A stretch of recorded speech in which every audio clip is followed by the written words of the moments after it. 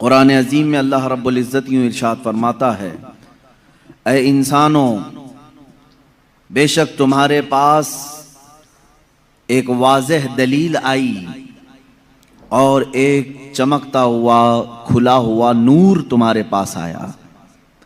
ये वाज़ेह दलील क्या है और ये रोशन नूर क्या है? मुफस्सिरीन फरमाते हैं, गुजारिश है, अगर ये बयान आप सुन रहे हैं और ये बयान पसंद आए तो हमारे चैनल फिज़ा खान गर्ल को सब्सक्राइब जरूर करें। सल्लल्लाहु तआला अलैहि वसल्लम। दलील कहते हैं किसी के जहन में मौजूद शक व शुबह को दूर करने वाली चीज। अब वो जब नबियों के साथ आती है तो उसी को मौजज़ा कहते हैं। और आज की इस गुफ्तगू में हमने मौज़ू सुखन बनाया है मौजज़ात मुस्तफ़ा सल्लल्लाहु तआला अलैहि वसल्लम। अल्लाह के नबी सल्लल्लाहु तआला अलैहि वसल्लम के मौजज़ात, ये अरबिक वर्ड है मौजिज़, जिसका मतलब होता है आजिज़ करने वाली चीज़, सामने वाले को ढेर कर देना, उसको अरबी में कहते मौजिज़ कर दिया। ये नबियों के साथ अल्लाह तबारक व तआला ने एक कुव्वत ऐसी भेजी कि वो अपनी हक्कानियत के लिए दलील के तौर पर कोई ऐसी चीज़ जाहिर फरमाते हैं जो आम इंसानों के समझ में ना आ सके, उसी को मौजज़ा कहते हैं। मौजज़े की चंद शर्तें हैं, ये याद रखें। नबी से सादिर होगी तो मौजज़ा है। कोई झूठा आदमी ऐसा करतब करके दिखाए तो उसे जादू कहा जा सकता है, शौबदाबाजी कहा जा सकता है। अल्लाह का नबी अपनी हक्कानियत के लिए, अपने रसूल होने के लिए, अपने नबी होने के लिए जो दलील पेश करता है वही मौजज़ा है। तकरीबन सारे नबियों को अल्लाह ताला ने इस शान से दुनिया में मबूस फरमाया, किसी न किसी मौजज़े के साथ ही उन्हें भेजा। सारे नबियों के मौजज़ात इस मुख्तसर सी मजलिस में गिनाए नहीं जा सकते, लेकिन नबी जो मौजज़ा लेकर के आता है वह अपनी कौम के दरमियान जिस चीज़ की ज़रूरत होती है, जिस चीज़ का माहौल होता है, वही लेकर के आता है। अब मिसाल के तौर पर मूसा अलैहिस्सलातु तस्लीम का ज़माना जादूगरी का ज़माना था। बड़े बड़े जादूगर अपने अपने करतब दिखाते थे, जिसको नज़रबंदी कह सकते हैं आप, या उसको आप मैजिक समझ लें। आज भी मैजिशियन है, वो सिर्फ नज़रों का धोखा होता है। मैजिशियन को खुद मालूम होता है कि मैं कोई चीज़ बदल नहीं सकता। कुछ लोग तो नज़र चुरा करके इतनी तेज़ काम करने के माहिर होते हैं कि वो चीज़ को बदलते भी नहीं। आस्तीनों में कबूतर रख करके खींच करके दिखा देना, या फिर पानी के गिलास में से फूल फेंक देना, ये नज़रों का धोखा है, जिसको शौबदाबाजी कहते हैं। बाज़ाब्ता उसकी आज क्लासें भी चलती हैं, लोग सीखते भी हैं। ज़माने मूसा अलैहिस्सलातु तस्लीम में जो करतब दिखाए जा रहे थे वो तो जादू का कमाल था। ये वो ज़माना था जब लोग जादू करते थे और बहुत सारी चीज़ों को बदल करके दिखा देते थे। इसीलिए फिरौन ने मूसा अलैहिस्सलाम के मुकाबले के लिए जादूगरों को ही बुलाया था, इसका मुकाबला करो। और जादूगरों ने मूसा अलैहिस्सलाम के सामने जो चीज़ पेश की वो छोटी छोटी रस्सियों को ज़मीन पर फेंक कर सांप बना करके दिखाया। सब सांप बन करके ज़मीनों पर दौड़ रहे थे। अल्लाह ताला ने मूसा अलैहिस्सलाम को उस ज़माने का जो मौजज़ा अता किया था वो आपका असा है। जब वो ज़मीन पर डालते तो अज़दहा सांप बन जाता था, फिर अगर उसे पकड़ लेते तो फिर लकड़ी हो जाता। मूसा अलैहिस्सलातु तस्लीम ने जादूगरों के मुकाबले में अपने आसा को ज़मीन पर फेंका, वो बड़ा सांप और अज़दहा बन करके सारे जादूगरों के सांपों को एक ही सांस में निगल गया। अब उस सांप की हैबत ऐसी थी कि वहां जो मौजूद थे जादूगर, उन्होंने कहा आमन्ना बिरब्बी मूसा व हारून, हम सब मूसा और हारून के रब पर ईमान ले आए। दूसरा जादू तो अब उन्हें दिखाना भी नहीं था, सीधे वो ईमान की बात कर गए। तो नबी जो है अपने मौजज़े से सामने वालों का आजिज कर देता है। इसमें वाकई में आपने समझा कुछ अगर ये आम लोगों के पास दिखाया जाता तो जाहिर सी बात है हम समझ लेते कि हाँ, आम आदमियों को इस तरह करके दिखाएंगे तो उनके जहनों पर हुकूमत तारी हो जाएगी। लेकिन मूसा अलैहिस्सलाम ने उन लोगों को आजिज किया था जो ऑलरेडी जादूगर थे, वो जानते थे चीजों को बदलना, तो वो आजिज कैसे हो गए? एक बार जिंदगी में मूसा अलैहिस्सलाम की लकड़ी को सांप बनते हुए देखकर वो अपनी पुरानी सारी चीजें छोड़कर ईमान लाने पर कैसे तैयार हो गए? उनको चाहिए था कि एक और दूसरा जादू ट्राई करते। मेरे अजीजों, मालूम यहां ये होता है कि जादू जो है वो नजरों का धोखा होता है।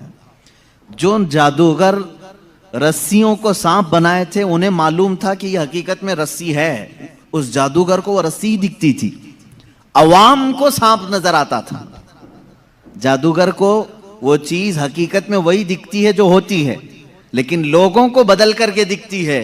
जादूगरों को ये मालूम होता है। लेकिन मूसा अलैहिस्सलाम ने जो लकड़ी जमीन पर डाली थी, वो जादूगरों के नजर में भी लकड़ी नहीं दिख रही थी, वो हकीकत में सांप बनी हुई थी। ये मौजिज़े और जादू में फर्क है। जादू जो है नजरों का धोखा हो सकता है और मौजिज़ा हकीकत को तब्दील कर देता है, हकीकत को बदल दिया जाता है। ईसा अलैहिस्सलाम को अल्लाह रब्बुल इज्जत ने जो मौजिज़ा अता फरमाया, मुर्दों को जिंदा करना, आप मिट्टी के परिंद बनाते थे, परिंदे उसमें फूंक मारते थे तो वो उड़ने लग जाते थे।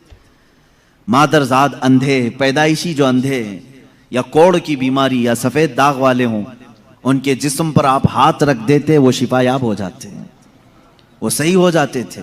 और ये बात इधर उधर की किताबों से नहीं, अल्लाह की किताब से है।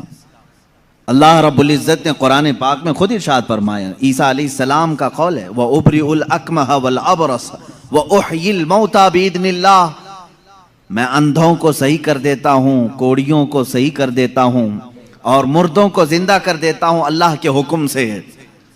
ईसा अलैहिस्सलाम, अगर ईसा अलैहिस्सलाम से ये सारे काम सादिर हों तो यहाँ कोई शिर्क का फतवा नहीं लगा था कि गैरुल्लाह से ऐसे काम नहीं हो सकते। नबी भी तो गैरुल्लाह हैं। यही बात अगर हम सुल्तान बगदाद के बारे में कहें तो ये कहते हैं ये कहानियां हैं इनकी। मेरे अजीजों, क्या रसूल पाक सल्लल्लाहु अलैहि वसल्लम ने नहीं फरमाया, मेरी उम्मत के औलिया बनी इसराइल के अंबिया की तरह हैं? बनी इसराइल के अंबिया जिस तरह से मौजज़ात दिखाते थे, उम्मत मुस्तफ़ा के औलिया अपनी करामात दिखाते हैं। करामत हक है। ईसा अलैहिस्सलातु तस्लीम का ये मौजज़ा था। दीगर अंबिया इकराम अलैहिमुस्सलाम को बहुत सारे मौजज़े दिए, जैसे हज़रत दाऊद अलैहिस्सलाम, उनके हाथ में लोहा आता तो नरम हो जाता था, वो लोहे को अपने हाथ से जैसी शक्ल चाहते थे बना देते थे। लोहे का लिबास बनाते, लोहे की टोपियां बनाते, लोहे की चीज़ें बनाते, लेकिन लोहे को उन्हें आग में तपाने की ज़रूरत नहीं पेश आती, तो अपने हाथ में जैसे हम आटे को बना सकते हैं इस तरह से वो लोहे को बना सकते थे। ये अल्लाह के नबी दाऊद अलैहिस्सलाम का मौजज़ा था। हज़रत सुलेमान अलैहिस्सलाम का मौजज़ा ये कि आपको सारे परिंदों की बोलियां सिखाई गई थी, जिन्नात की और सारे तकरीबन मखलूक़ात की बोलियां आपको सिखा दी गई थी। और दूसरी चीज़ आपको मौजज़े में ये दिया गया कि सुलेमान अलैहिस्सलाम जिस तरफ चाहते हवा उस तरफ चलती। फसख्खरना लहुर रीह, अल्लाह फरमा रहा है हमने हवा को उनके लिए ताबे बना दिया था, उनके मुसख्खर कर दिया था। फिर इतना ही नहीं, आज से तकरीबन 4000 साल पहले सुलेमान अलैहिस्सलाम ने अपने तख्त को हवा में उड़ाया है। ये एरोप्लेन का ज़माना नहीं था, वो टेक्नोलॉजी का दौर नहीं था, लेकिन सुलेमान अलैहिस्सलाम के हुक्म से तख्त हवा में उड़ता और जिस तरफ आप चाहते उसी तरफ आपको वो सफ़र भी कराता। यह आपका मौजज़ा था। जिन्नात पर आपको हुकूमत दी गई थी। हज़रत दाऊद अलैहिस्सलाम, हज़रत सुलेमान अलैहिस्सलाम, हज़रत मूसा अलैहिस्सलाम, हज़रत ईसा अलैहिस्सलाम, इनके ये मुख्तसर मौजज़ात मैंने आपके सामने रखे। तकरीबन और अंबिया इकराम अलैहिमुस्सलाम को मौजज़े दिए गए। हज़रत सालेह अलैहिस्सलाम को एक मौजज़ा ऊँटनी की शक्ल में दिया गया था, इसलिए कि उस ज़माने के लोग जिस चीज़ के कायल नहीं थे उसी चीज़ को मौजज़ा बना करके भेजा गया है। यानी ईसा अलैहिस्सलाम के ज़माने में लोग ये कहते थे मरने के बाद दोबारा ज़िंदा नहीं हो सकते, ईसा अलैहिस्सलाम को वही मौजज़ा देकर भेजा अल्लाह ने, मुर्दों को जिंदा तुम करके दिखाओ। जब नबी करके दिखा सकते हैं तो अल्लाह दोबारा कैसे नहीं जिंदा करेगा। सालेह अलैहिस्सलाम के ज़माने में लोग इस बात के इनकारी थे कि बगैर बाप के कोई बेटा हो नहीं सकता, बगैर बाप के कोई बेटा पैदा नहीं हो सकता। आदम अलैहिस्सलाम कैसे आ गए दुनिया में, ऐसा कैसे हो सकता है। सालेह अलैहिस्सलाम को अल्लाह ताला ने हुक्म फरमाया, तुम अपनी कौम को ले जाओ एक पहाड़ के पत्थर पर, पत्थर से कहो कि इसमें से ऊंट पैदा करके दे। हजरत सालेह अलैहिस्सलाम ने उस पत्थर के पास खड़े होकर फरमाया तो पत्थर से एक ऊंटनी का बच्चा नमूदार हुआ। उस ऊंटनी का ना बाप है ना माँ है, और अपनी बिरादरी से अपनी नस्ल से भी नहीं, बल्कि पत्थर एक जामिद चीज से ऊंट पैदा हुआ। उस ऊंटनी का जिक्र भी कुरान पाक में है। ये मौजज़े के तौर पर दिया गया था सालेह अलैहिस्सलातु तस्लीम को।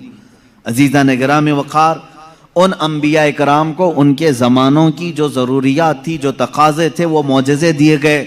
और सैयदुल अंबिया मुहम्मदुर रसूलुल्लाह सल्लल्लाहु तआला अलैहि वसल्लम को उन तमाम अंबिया के जो मौजज़ात थे वो तन्हा हुजूर को अता किए गए। हुस्न यूसुफ दमे ईसा यदे बैज़ादारी, आंचे खूबा हमा दारंद तू तन्हा दारी। ए रसूल पाक, यूसुफ का हुस्न भी आपके पास है, ईसा का दम भी आपके पास है, और मूसा का यदे बैज़ा भी आपके पास है। वो तमाम खूबियां जो रखते थे अंबिया, या रसूल अल्लाह, तन्हा आपकी जात में अल्लाह ने वह जमा किया।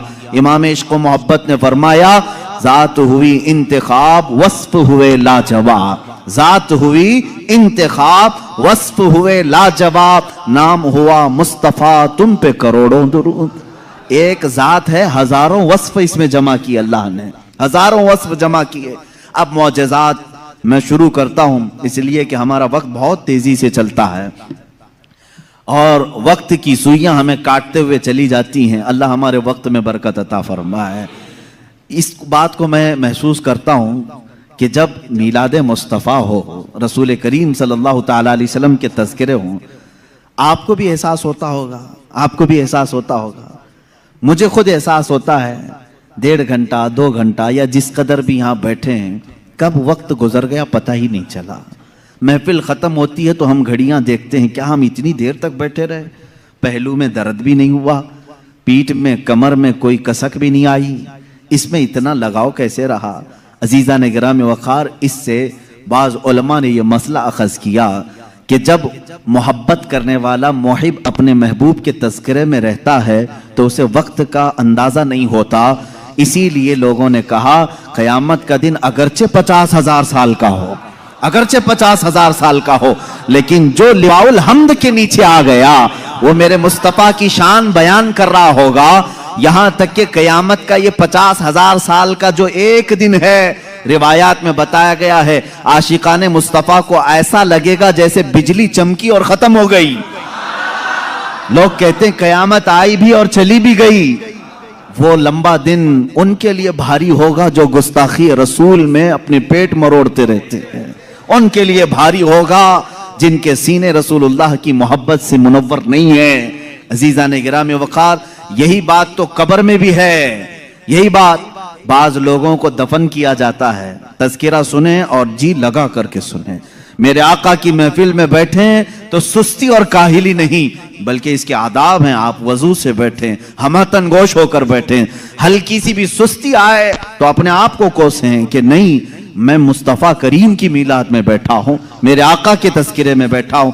बाज लोगों को दफन किया जाता है। कब्र की जिंदगी मालूम है कितनी सख्त होती है। कहा गया वहां का 1 मिनट 1 साल के बराबर हो सकता है। मुर्दे पर वक्त ही नहीं गुजरता, वक्त ही नहीं जाता, वो रोज इंतजार करता है, रोज इंतजार करता है। लेकिन बाज मैयतें वो हैं जिन पर वक्त बहुत तेजी से गुजर जाता है। यहां तक कि कयामत का सूर फूंका जाता है, कब्रें खोली जाती हैं, लोगों को उठाया जाता है, तो बाज मुर्दे ये कह करके उठते हैं, बारे इलाहा इतनी जल्दी कयामत आ गई, कल ही तो मेरे घर वालों ने दफन किया था, आज मैं मैदान महशर में जमा हो गया। जबकि वो 500 साल सो चुके होंगे, 1000 साल सो चुके होंगे। फर्क क्यों? बाज मुर्दों पर वक्त नहीं बीतता, बाज लोगों पर वक्त तेजी से चला जाता है, वजह यह है कि जिसकी कब्र में जलवे मुस्तफा नजर आ जाए, मेरे आका सल्लल्लाहु तआला अलैहि वसल्लम उसकी कब्र में आ जाएं और वो जलवे जहां आरा को देखने में मसरूफ हो, तो कयामत का सूर फूंक दिया जाएगा, वो उन्हीं जलवों में मस्त हो चुका होगा और उसे वक्त का एहसास नहीं होगा। ऐ अल्लाह हमें उस जमात में शामिल फरमा।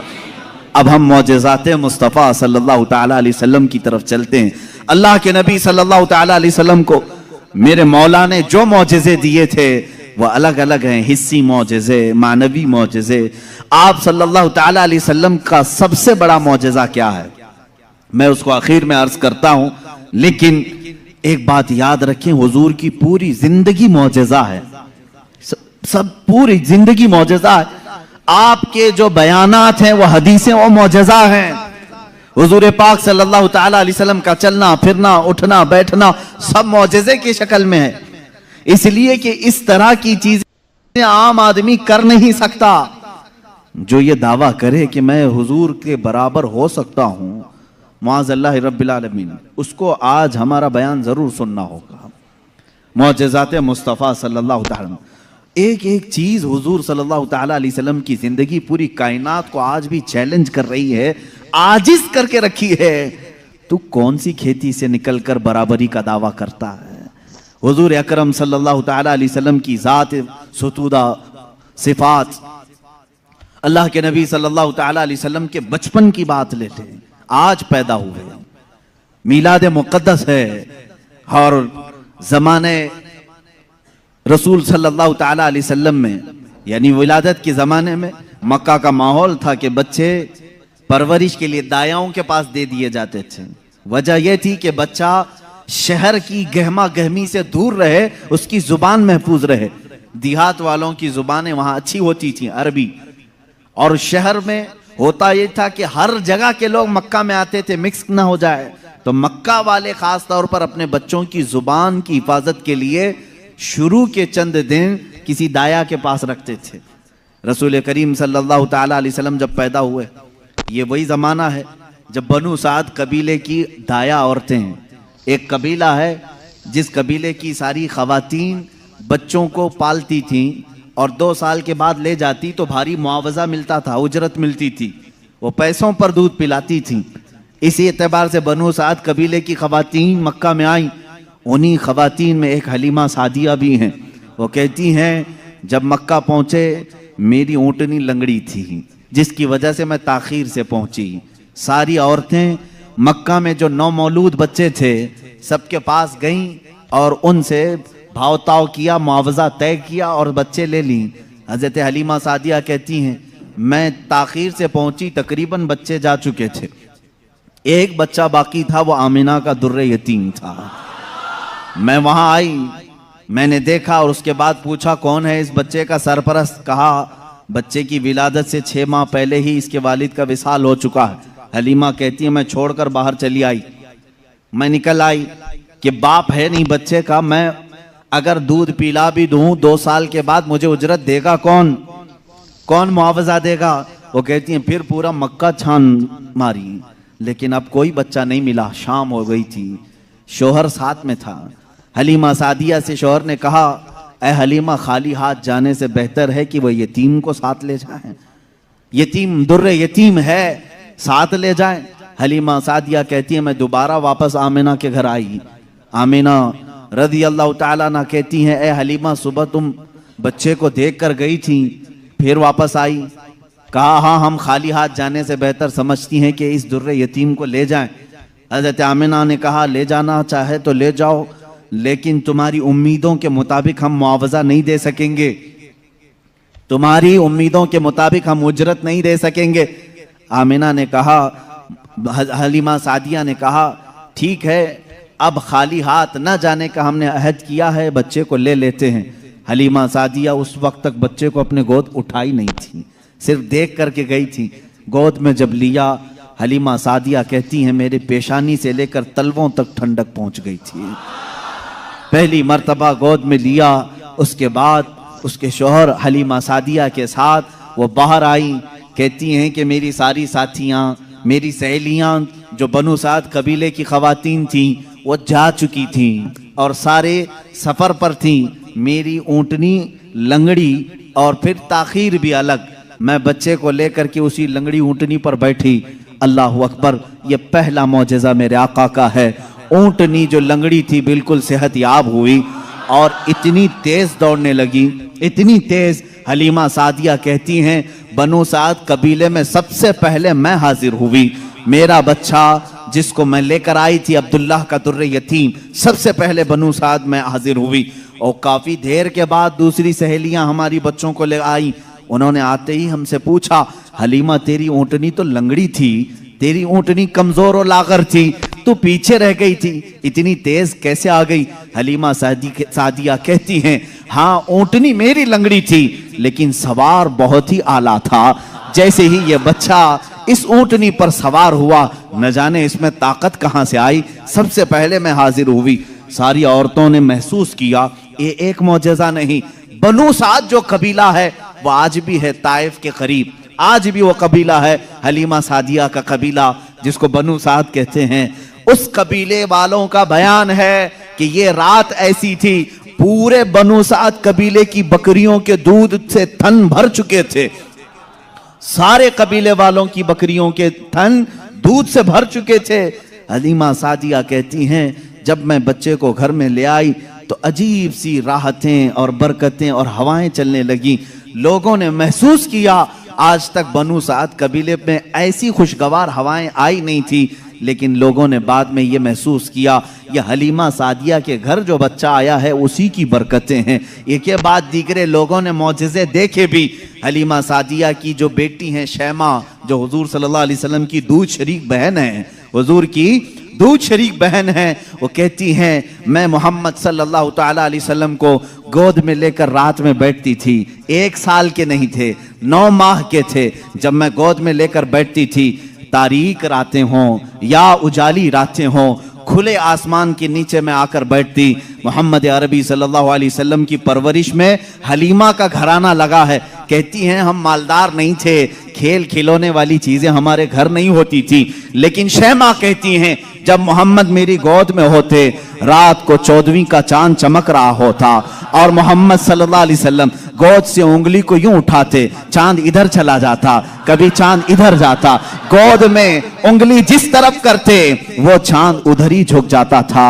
आला हजरत इमाम इश्क व मोहब्बत फाजिल बरेलवी रदी अल्लाह ताला अन्हु यूं फरमाते हैं चांद झुक जाता उधर, उंगली उठाते महद में, क्या ही चलता था इशारों पर खिलौना नूर का, क्या ही चलता था इशारों पर खिलौना नूर का। सुबह तैबा में हुई बटता है बाड़ा नूर का, सदका लेने नूर का आया है तारा नूर का। अजीजा ने गिरामी, खिलौना बना है कौन? जिससे पूरी दुनिया आज तक खेल ना सकी, वो मोहम्मद अरबी सल्लल्लाहु अलैहि वसल्लम का खिलौना बना है। ये मेरे आका सल्लल्लाहु अलैहि वसल्लम के मौजज़ात, गोद के मौजज़ात हैं, गोद के मौजज़ात हैं। अब मैं यहां पर एक बात ये बताना चाहता हूं, उन लोगों के जहन को मैं साफ करना चाहता हूं जो लोग ये कहते हैं हुजूर सल्लल्लाहु ताला अलैहि वसल्लम 40 साल के बाद नबी बनाए गए, 40 साल के बाद नबी बनाए गए। बहुत सारे लोगों ने किताबों में भी लिख दिया। मेरे अजीज बात को समझा करो, नबी बनाए गए ये जुमला तवज्जो, और हमारा अकीदा ये है 40 साल के बाद हुजूर ने अपने नबी होने का ऐलान फरमाया। नबी बनाए गए अलग चीज है, वो नबी कब बनाए गए थे ये खुद रसूल पाक से पूछो, आप कब नबी बनाए गए थे? इनकी किताबों से न पूछेंगे, हम हुजूर से पूछते हैं। मेरे आका फरमाते हैं कुन्तु नबिय्यन व आदम बैनल माई व तीन, मैं तो उस वक्त भी नबी था जब आदम को पानी और मिट्टी में गूंधा जा रहा था। आदम अलैहिस्सलाम के खमीर को गूंधा जा रहा था, उस वक्त भी मैं नबी था। ये अल्लाह के हबीब सल्लल्लाहु अलैहि वसल्लम ने फरमाया। और ये लोग कहते हैं 40 साल के बाद नबी बनाए गए। अच्छा चलो ठीक है, इस हदीस को अगर नहीं मानते, मौजज़ा कब दिया जाता है? मौजज़ा कब दिया जाता है? जब नबी अपनी नबूवत को जाहिर कर दे, उसे लोगों को कायल करना रहता है, ईमान की तरफ बुलाना होता है, अपनी हक्कानियत की दलील पेश करनी होती है, तब नबी मौजज़ा दिखाएगा। यहां मोहम्मद अरबी सल्लल्लाहु अलैहि वसल्लम गोद में जो मौजज़े दिखा रहे हैं, हलीमा सादिया के घर जो मौजज़े दिखाए जा रहे हैं, तुम्हारे कौल के एतबार से 40 साल के बाद नबी हुए थे ना, तो मौजिज़े तो 40 साल बाद दिखना चाहिए। हलीमा सादिया की गोद में जो मौजिज़े दिख रहे हैं, इससे पता चलता है वो पैदाइशी नबी थे। ऐलान का हुक्म 40 साल के बाद अल्लाह ने दिया। वो नबी नबूवत लेकर के दुनिया में आए। अजीज़ा ने गिरामी, ये मौजिज़ात की इब्तिदा हलीमा सादिया के घर से हुई और उसके बाद एक दो नहीं कई मौजिज़े। हलीमा सादिया रज़ियल्लाहु तआला अन्हा की बेटी शैमा कहती हैं 2 साल की उम्र से पहले ही हुजूर पाक सल्लल्लाहु तआला अलैहि वसल्लम आम इंसानों की तरह बड़े नहीं हुए हैं। 9 महीने की उम्र में तो आप तीर चलाते थे और बराबर निशाने पर, और कभी आपने हकला करके बात नहीं की। जैसे बच्चे तुतला कर हकला कर बात करते हैं, अल्लाह के हबीब सल्लल्लाहु अलैहि वसल्लम ने जब गुफ्तगू फरमाई, निहायत फसीह अरबी में गुफ्तगू फरमाई। फरमाती हैं कि एक भी ऐसा टूटा हुआ जुमला मोहम्मद से हमने सुना नहीं। यह हजरत हलीमा सादिया फरमाती। अजीज़ा ने गिरामी, शैमा कहती हैं 1.5 साल की उम्र में मेरे साथ मोहम्मद सल्लल्लाहु अलैहि वसल्लम बकरियां चराने के लिए आ जाते थे। बकरियां चराने के लिए आते थे। वो कहती हैं जब बकरियां चराने के लिए मोहम्मद सल्लल्लाहु अलैहि वसल्लम जाते थे, जंगल में या सहरा में जहां पर भी मामला, वो कहती हैं मैं एक आध बकरी को लेकर जाती, लेकिन मोहम्मद सल्लल्लाहु अलैहि वसल्लम के साथ सारी बकरियां होती। फर्क ये था कि मैं धूप में चरा रही होती, लेकिन हमेशा मोहम्मद सल्लल्लाहु अलैहि वसल्लम पर बादल का एक टुकड़ा साया बना रहता था, हमेशा छांव रहती थी। कभी धूप बराए रास्त उनके रुखसारों को नहीं मारती, उनके रुखसारों पर नहीं पड़ती। यह हज़रत शैमा कहती हैं, हलीमा सादिया की बेटी कहती है एक दिन ऐसा हुआ, मोहम्मद अरबी सल्लल्लाहु तआला अलैहि वसल्लम 1.5 साल या 2 साल की उम्र के आसपास हैं। अचानक 2 लोग आए और उनको कोई पहचानता नहीं था। मोहम्मद अरबी सल्लल्लाहु तआला अलैहि वसल्लम को उन्होंने एक दरख्त के नीचे लिटाया और उनका सीना चाक कर दिया हुजूर पाक सल्लल्लाहु अलैहि वसल्लम का। वो घबराई हुई भागती हुई अपनी माँ के पास आई। 2 साल की उम्र थी जब मेरे आका सल्लल्लाहु अलैहि वसल्लम की। हलीमा सादिया की बेटी या बेटा जो हुजूर के दूध शरीक थे, वो दौड़ते हुए माँ के पास आए और कहा अजीब एक बात हमने देखी मोहम्मद सल्लल्लाहु अलैहि वसल्लम के साथ, कि कोई अनहोनी 2 शख्सियात आई, उन्होंने गिराया है और सीना चाक कर दिया है। अल्लाह ना करे कि मोहम्मद के साथ कुछ बुरा ना हो जाए। वो घबराए हुए थे। हजरत हलीमा कहती है मैं दौड़ती हुई उस मकाम पर पहुंची, जाकर के देखा दरख्त के साए में वो आराम कर रहे थे, कोई लोग नहीं थे, कोई शख्सियात नहीं थी। हलीमा सादिया ने देखा वाकई सीने के ऊपर कुछ निशानात नजर आ रहे थे। उठाया और पूछा कि क्या बात है। मोहम्मद अरबी सल्लल्लाहु अलैहि वसल्लम ने फरमाया अल्लाह के 2 फरिश्ते आए थे, उन्होंने मेरा सीना खोला और दिल निकाला, जन्नत से लाए हुए तश्त में जो ईमान और हिकमत से भरा हुआ था, मेरे दिल को उसमें रखा और उसके बाद फिर मेरे सीने पर रखा और फिर बंद कर दिया और वो चले गए। इसलिए कि बचपन में आने वाली आम इंसानों की खसलतें इस नूरे खुदा महबूब खुदा के दिल में कभी ना आए। उन्होंने सारे वसवसों को मेरे पाक कर दिया। ये 2 साल की उम्र में शक्के सदर का मौजज़ा इसको कहते हैं। क्या कहते हैं? शक्के सदर, सीना फट जाने वाला।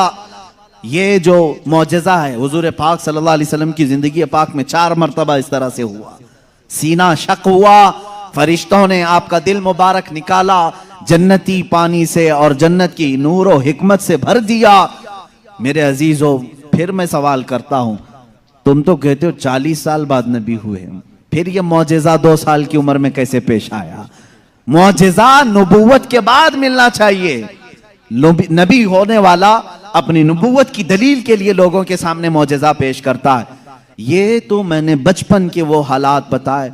मेरे आका सल्लल्लाहु तआला अलैहि वसल्लम के इन हालात को देखकर हलीमा सादिया घबरा गई और फिर वापस वो मक्का लेकर के आई।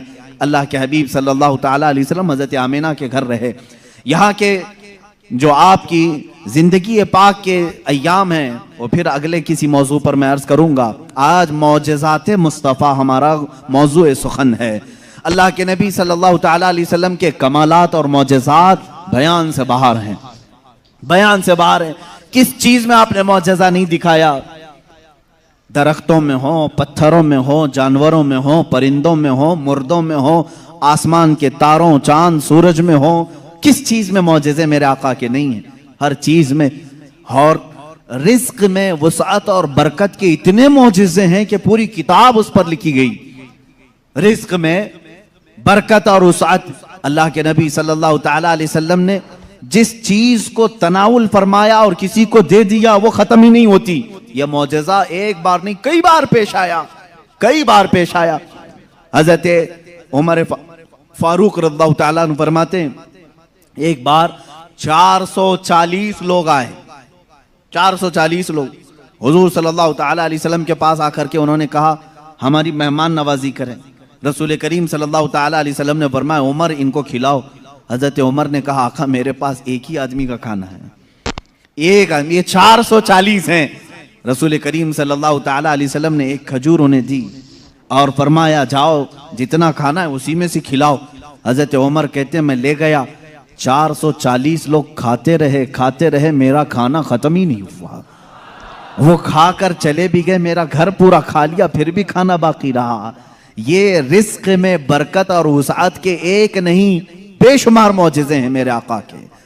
सुलह हुदैबिया के मौके पर मक्का मुकर्रमा जा रहे थे उम्रा की नीयत से, हुजूर अकरम सल्लल्लाहु ताला अलैहि वसल्लम। मक्का वालों ने बीच रास्ते में रोक लिया था और उसके बाद एक वक्त ऐसा आया कि लोगों के पास पानी खत्म हो गया, पानी नहीं था और एक कुआं करीब में था वो भी सूख चुका था। वो कुआं आज भी मक्का में मौजूद है, हमने उसकी जियारत की है। आप इन सऊदियों ने 4 साल पहले शायद एक कंपनी को ठेके में दे दिया और उस कंपनी के अंडर अब वो कुआं है, अभी उसे ख़त्म नहीं किया गया। तकरीबन 14 सदियों पुराना कुआं आज भी मौजूद है। वो सूखा हुआ बिल्कुल सूख चुका था। हुजूर पाक सल्लल्लाहु ताला अलैहि वसल्लम ने कुल्ली फरमाई और कहा उस कुएं में डाल दो। सहाबा कहते हैं हमने उस कुएं में पानी डाल दिया, थोड़ा सा कुल्ली का पानी था, कुआं लबालब भर गया। पानी से इतना भरा कि जितने लोग थे सबों ने उस कुएं से पानी पिया भी, वजू भी किया, जिसे गुस्ल की हाजत थी गुस्ल किया, अपने जानवरों को भी पिलाया। एक सहाबी से पूछा गया आप लोग कितने थे उस वक्त? वो कहते हम 1400 लोग थे, लेकिन मेरा यकीन है कि अगर 1 लाख होते तो भी पानी कम ना पड़ता। और उसके बाद वो कुआं कभी सूखा नहीं, आज भी पानी उसमें मौजूद है।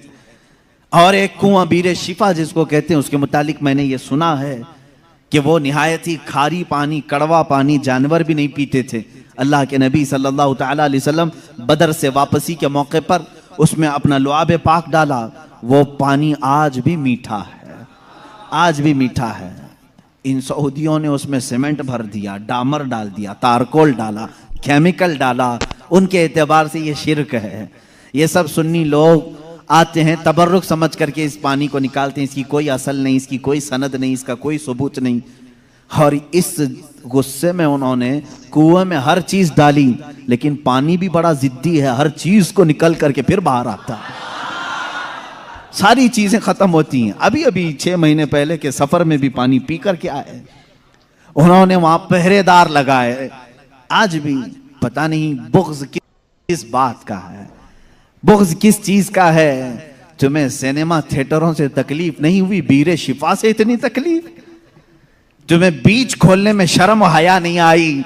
मुस्तफ़ा करीम सल्लल्लाहु ताला अलैहि वसल्लम के उशाक और मोहब्बत करने वाले अगर तारीख की किसी चीज को दिल और जान से यकीन के साथ अमल करते हैं और उन्हें शिफा भी मिलती है, तो इनके पेट में दर्द क्यों होता है? हैरत की बात है। अजीज़ा ने गिरामी वकार, एक बात, एक फार्मूला तो मुझे समझ में आता है, हर आदमी अपने बड़ों की रविश पर चलता है, हर आदमी अपने आकाओं को जरूर खुश करता है। अल्हम्दुलिल्लाह हम उन तबर्रुकात पर मर मिटते हैं, जान देते हैं, इसलिए कि हमारे आकाओं का तबर्रुक है। और ये हर उस चीज को मिटाने की कोशिश करते हैं, इसलिए कि ये भी अपने आकाओं की नस्ल में से हैं। यहूदी हमेशा चाहते थे कि नाम मुस्तफ़ा मिटा दिया जाए, हमेशा चाहते थे, तौरात में खुरच खुरच करके नाम निकाले इन्होंने।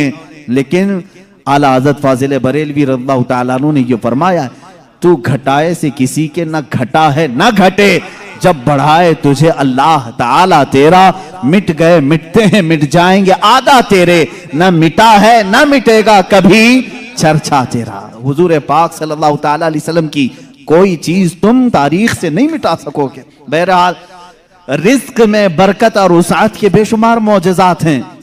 एक बार तो कमाल की बात है, मकाम ज़ोरा पर हुजूर पाक सल्लल्लाहु ताला अलैहि वसल्लम तशरीफ फरमाए।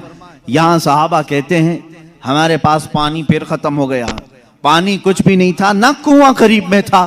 कुआं था तो कुल्ली फरमाई, कुएं का पानी बाहर आया। हजरत मूसा अलैहिस्सलाम का मौजज़ा याद होगा आपको। आपने लकड़ी से पत्थर पर मारा एक मर्तबा, 12 चश्मे बाहर निकले। कुरान पाक में है, कुरान ने फरमाया फनफजरत मिन हुस्नता अशरत आइना, 12 चश्मे पानी के निकले थे। और इसलिए कि उनकी उम्मत में 12 कबीले थे, 12 कबीलों के लिए 12 चश्मे निकल गए। किस चीज से मूसा अलैहिस्सलाम ने मारा?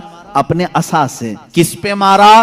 पत्थर पे। पत्थर से 12 चश्मे निकले। मुस्तफ़ा करीम सल्लल्लाहु ताला अलैहि वसल्लम सफर में, सहाबा तशरीफ लाए, शिकायत की पानी की।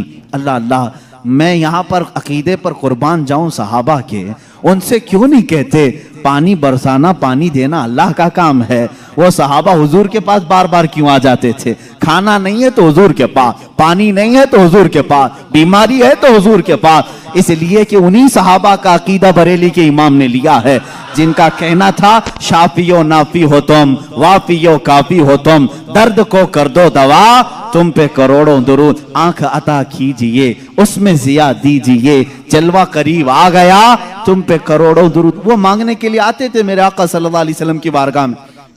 और जिन्होंने कहा रसूलुल्लाह से मांगना हराम है, माज़अल्लाह रब्बिल आलमीन, उनको अल्लाह ताला ने ऐसों का मोहताज बनाया, दर दर की ठोकरें खाते हुए आज भी जलील खार है।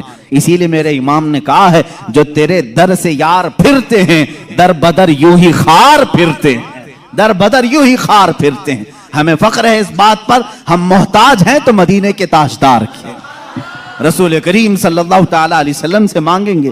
इसलिए मांगते हैं कि रब है मोती ये है कासिम, रिस्क उसका है खिलाते ये हैं, रिस्क उसका है खिलाते ये हैं। हम खालिक समझकर, हम रसूलुल्लाह को राज़िक समझकर नहीं जा रहे हैं, बल्कि वो रज़्ज़ाक़ हकीकी के नायब हैं। इसीलिए आला हज़रत फाज़िल बरेलवी ने फरमाया है कि रब है मोती ये है कासिम, रिस्क उसका है खिलाते ये हैं। बखुदा खुदा का यही है दर, नहीं और कोई मफर मखर, जो वहां से हो यहीं आके हो, जो यहां नहीं तो वहां नहीं। यह आला हज़रत ने फरमाया। बहरहाल रसूल करीम सल्लल्लाहु ताला अलैहि वसल्लम के पास अब सहाबा आए पानी की शिकायत लेकर के। पानी यहां पर भी नहीं है। हुजूर पाक सल्लल्लाहु अलैहि वसल्लम ने फरमाया कुआं भी करीब नहीं, तालाब भी करीब नहीं, पत्थर भी करीब नहीं। एक सहाबी से कहा कि बर्तन कुछ है तुम्हारे पास? कहा एक बर्तन में इतना पानी है कि या तो पी सकता हूं या तो वजू कर सकता हूं। हुजूर पाक सल्लल्लाहु अलैहि वसल्लम ने फरमाया वही ले आओ। बर्तन को करीब रखा और अपना दस्ते मुबारक उसमें रखा। सहाबा फरमाते हैं हर उंगली पाक से पानी के चश्मे जारी थे, जैसे फव्वारे निकलते हैं, फाउंटेन जिस तरह होते हैं। हुजूर पाक सल्लल्लाहु ताला अलैहि वसल्लम की उंगलियों से चश्मे निकलने लगे। फिर इमाम अहले सुन्नत फाजिल बरेलवी फरमाते हैं उंगलियां हैं फैज पर, टूटे हैं प्यासे झूम कर, उंगलियां हैं फैज पर, टूटे हैं प्यासे झूम कर, नदियां पंजाब रहमत की हैं जारी। वाह वाह, पंजाब रहमत की। पंजाब रहमत का मतलब पंजाब जो हमारा है इसको इसलिए पंजाब कहते हैं, 5 नदियां हैं वहां पर। मेरे आका सल्लल्लाहु ताला अलैहि वसल्लम के सिर्फ दस्ते मुकद्दसा में रहमत के पंजाब थे। 5 उंगलियों से 5 चश्मे निकले।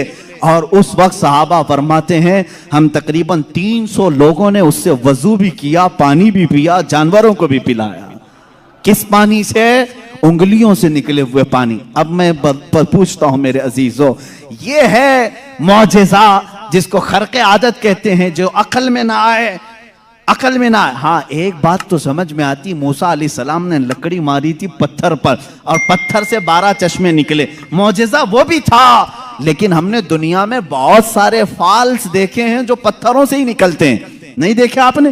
पहाड़ों से पानी का निकलना आम सी बात है, लेकिन नूरे मुस्तफ़ा मोहम्मद अरबी सल्लल्लाहु अलैहि वसल्लम का मौजिज़ा तो ये है, दुनिया ने आज तक न सुना होगा न देखा होगा।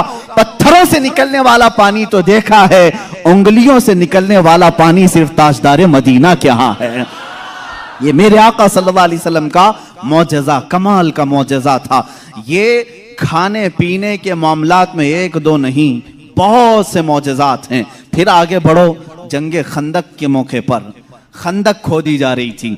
वाकया ऐसा था मेरे इन 12 रोज़ा उन्वानात में एक उन्वान है इंशाअल्लाह, हुजूर सल्लल्लाहु ताला अलैहि वसल्लम के सारे गज़वात, हुजूर की जंगी हिकमतें क्या थीं, इंशाअल्लाह उल अज़ीज़ उसमें अर्ज़ करूँगा। खंदक एक जंग हुई है, उसका नाम ही ग़ज़वा खंदक इसलिए कि मदीने के अतराफ में एक बहुत बड़ी खंदक खोदी गई थी, एक खाई खोदी गई थी। वजह यह थी कि दुश्मन पूरी की पूरी फौज लेकर मदीने में दाखिल ना हो, इसलिए कि जब दुश्मन फौज लेकर अपने शहर में आएंगे, शहर में तहस नहस करेंगे, बर्बादी करेंगे, बाहर ही निपट लिया जाए तो घर तो महफूज रहेंगे। जंग होगी, कुछ तो नुकसान होगा कि नहीं होगा। जैसे देखने इराक तबाह हो गया, शाम तबाह हो गया, यही जंग अगर अमेरिका में होती तो क्या वो बचा होता? जहां जंग होती वहां के घर उजड़ जाते। मदीना तैयबा से बाहर जंग के लिए खंदक खोदी गई। अब ये खंदक खोदने में काफी दिन लग गए। सहाबा उस जमाने में भूखे प्यासे फाका कशी में खंदक खोदते रहे। ऐसे नहीं कि सिर्फ सहाबा ने खोदा, अल्लाह के नबी सल्लल्लाहु ताला अलैहि वसल्लम ने खुद भी अपने हाथ से खंदक खोदी है। एक बार सहाबा फरमाते हैं बड़ा पत्थर आ गया, किसी से नहीं टूटता था, हिलता भी नहीं था। उस वक्त रसूल करीम सल्लल्लाहु अलैहि वसल्लम को उन्होंने खबर दी। अल्लाह के हबीब सल्लल्लाहु ताला अलैहि वसल्लम तशरीफ लाए। मेरे अजीजों, मेरे आका का एक मौजज़ा ये भी था, जितने सहाबा थे उनके पास जितनी ताकत थी, सबसे ज्यादा ताकत मेरे मुस्तफ़ा के पास भी थी। हुजूर पाक सल्लल्लाहु ताला अलैहि वसल्लम ने अपने जमाने के नामवर पहलवान अबू दुजाना या कुछ और नाम है मैं भूल रहा हूं, हुजूर सल्लल्लाहु ताला अलैहि वसल्लम ने उसके साथ कुश्ती लड़ी जिसको पूरे अरब ने कभी नहीं पछाड़ा था। 3 मरतबा हुजूर पाक ने उसको पीठ लगा दिया था। हुजूर अकरम सल्लल्लाहु ताला अलैहि वसल्लम अपने हाथ में कुदाल लेकर के उस पत्थर को निकालने आए। एक उस पर मारी जरब, चिंगारी उछली और रोशनी आई। अल्लाह के हबीब सल्लल्लाहु अलैहि वसल्लम ने फरमाया अल्हम्दुलिल्लाह। दूसरी मारी, फिर कहा अल्हम्दुलिल्लाह। तीसरी मर्तबा वो पत्थर टूटकर टुकड़े हो गया, निकल गया। सहाबा ने पूछा कि हुजूर, हर आपने पत्थर पर जब भी कुदाल मारी चिंगारी निकली, आपने जुबान से कुछ कहा? कहा जब पहली मर्तबा मैंने कुदाल मारी मैंने देखा ईरान फतह हो चुका है। कुदाल यहां मदीने में मारी जा रही है और खबर ईरान के फतह होने की दी जा रही। दूसरी कुदाल मारी, हुजूर पाक सल्लल्लाहु ताला अलैहि वसल्लम ने फरमाया यमन फतह हो चुका है। बाज़ रिवायात में अलग अलग मुल्कों के नाम मुझे मिले। बहरैन के महल्लात को फतह होते हुए मैंने देखा। हुजूर अकरम सल्लल्लाहु ताला अलैहि वसल्लम ने 3 ज़रबों में उस पत्थर को ख़त्म कर दिया और उसी वक्त ईरान के, मुल्क रोम के और बहरैन के फतह होने की बशारतें दी। यहाँ तक एक हदीस में है कुस्तुनतुनिया, इस्तांबुल के फतह होने की खबर दी, जो हुजूर पाक सल्लल्लाहु ताला अलैहि वसल्लम के विसाल के 800 साल के बाद फतह हुआ और अल्हम्दुलिल्लाह इस्लाम के ज़ेरे नगी आया। जहां जहां की खबरें हुजूर ने दी थी सब मुल्क फतह हुए। आज भी वो दायरा इस्लाम में है, आज भी मुसलमानों के ज़ेरे नगी हैं। अब यहाँ पर जो मौजज़ा हुआ, एक तो पत्थर का टूटना और गैबी खबरें देना, दूसरी बात हजरत जाबिर रज़ियल्लाहु ताला अन्हु एक अजीज सहाबी थे। वो आते हैं अपनी बीवी से कहते हैं मैं देख रहा हूँ अल्लाह के नबी सल्लल्लाहु अलैहि वसल्लम पेट पर पत्थर बांधे हुए। क्यों बांधा जाता था उस वक्त? इसलिए कि पेट अगर ढीला रहे, भूख की शिद्दत से बार बार ख्वाहिश खाने की होती रहे, उसको टाइट कर लिया जाए तो बार बार भूख न लगे। ये उस वक्त मामूल रहा होगा। अल्लाह के नबी सल्लल्लाहु अलैहि वसल्लम ने भी अपने पेट पर पत्थर बांधे। हजरत जाबिर कहते मुझसे देखा नहीं जा रहा है, इस हालत में मेरे आका काम भी कर रहे हैं। जाबिर रज़ियल्लाहु ताला अन्हु का घर वहां से करीब था खंदक के। उनकी बीवी से उन्होंने कहा कुछ खाने को हो तो बना दो। उन्होंने कहा घर में थोड़ा सा आटा है, जौ का आटा है, उसकी चंद रोटियां बनेंगी, 4 या 5 रोटियां बनेंगी, और एक बकरी का बच्चा है 6 महीने का होगा, बस इतना है। कितने लोग खा सकते हैं आप ही देखें। कहा इतना ही ज़बह कर, मैं रसूल पाक सल्लल्लाहु अलैहि वसल्लम को, हज़रत अबू बकर को, हज़रत उमर को, और मैं रहूंगा, मेरे घर वाले रहेंगे, खिला देंगे। वो आए, कान में आकर के हुजूर से कहा या रसूल अल्लाह सल्लल्लाहु ताला अलैहि वसल्लम, घर में एक छोटा सा बकरी का बच्चा है, हमने ज़बह किया है, थोड़ा सा आटा है, आप अबू बकर उमर घर पर तशरीफ लाएं। अल्लाह के नबी सल्लल्लाहु अलैहि वसल्लम ने दावत कबूल कर ली। कहा जाबिर जाओ तुम खाना बनाओ, लेकिन जब तक मैं ना आऊं हांडी चूल्हे से ना उतारो और रोटियों के टुकड़े ना करो। हुजूर पाक सल्लल्लाहु अलैहि वसल्लम की ये बात सुन करके वो जाने लगे थे, अभी हुजूर ने पलट कर जितने सहाबा थे कहा, ए मेरे सहाबा, जाबिर के घर में सबकी दावत है, चलो। जाबिर के घर में दावत, 1500 सहाबा थे, 1500 सहाबा। हजरत जाबिर घबरा गए, दौड़ते हुए आए, अपनी बीवी से कहा, ए खातून बड़ा गजब हो गया, मैंने 3 को दावत दी थी, हुजूर ने 1500 को बुलाया है। उनकी शरीक हयात एक सहाबिया थी, तवक्कुल के आला दर्जे पर थी, पूछती हैं, ए जाबिर आपने बुलाया है या रसूलुल्लाह ने बुलाया है?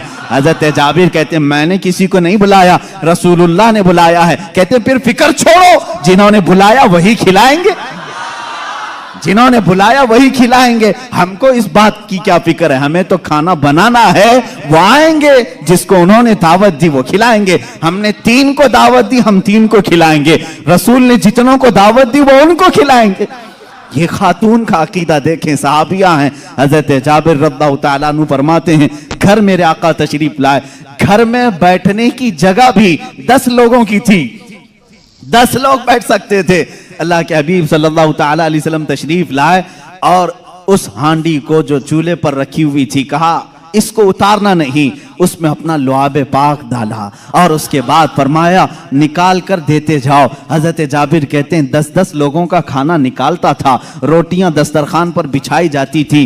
शाम हो गई, 1500 सहाबा खा लिए, अभी मेरी हांडी में आधा खाना बाकी ही रहा। ये मौजिज़ा है मेरे आका सल्लल्लाहु अलैहि वसल्लम का। रिस्क में वुसअत और बरकत सिर्फ लुआबे पाक से, जो बराबरी का दावा करते हैं वो भी अपने घर की हांडियों में थूक के दिखाएं, तुम्हारे घर वाले ना खाएं। मुस्तफा करीम सल्लल्लाहु अलैहि वसल्लम जिस पे लुआब लगा दें, 1500 जलीलुल कद्र सहाबा खाएंगे भी और हांडी में बचा भी रह जाएगा। अजीजा ने गिरामी, बराबरी का दावा ना करो, वरना थूकोगे तो मर जाओगे तुम्हारे घर में। कभी जहर ना हो जाए तुम्हारे थूक में, थूकोगे तो बच्चे मर भी जाएंगे।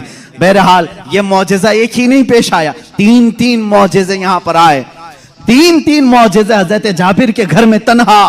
हुजूर पाक सल्लल्लाहु तआला अलैहि वसल्लम दावत के लिए आए भी। उसके बाद दूसरी बात ये भी हुई, उनके घर में एक हादसा हो गया था। उनके घर में हादसा ये हुआ, बकरी को ज़बह किया था बाप ने, हजरत जाबिर ने, उनके 2 बच्चे थे, दोनों बच्चों ने देखा और बड़े बच्चे ने छोटे बच्चे को बुलाया, आ मैं तुझे दिखाता हूं अब्बा बकरी को ज़बह कैसे कर रहे थे। छुरी लिया और छोटे बेटे को ज़बह कर दिया, गला काट दिया और जैसी खून निकलने लगा, मां ने देखा, घबराई, बच्चे को अस्सलामुअलैकुम वरहमतुल्लाहि वबरकातुहू। दोस्तों, उम्मीद है ये बयान आपको बहुत ज़्यादा पसंद आया होगा। अगर ये बयान पसंद आया हो तो हमारे चैनल इनाया खान रिएक्ट को सब्सक्राइब करना और वीडियो को लाइक करना और वीडियो को अपने दोस्तों तक शेयर करना बिल्कुल ना भूलें। बयान कैसा लगा हमारे कमेंट बॉक्स में अपनी राय दें। दोस्तों, हम आपके सामने रोज़ाना मुफ्ती सलमान अजहरी साहब और उलमाओं की नई टॉपिक पर बयान लाते रहेंगे। दोस्तों, आपसे गुजारिश है हमारी चैनल इनाया खान रिएक्ट को सब्सक्राइब ज़रूर करें। जज़ाकल्लाहु खैर।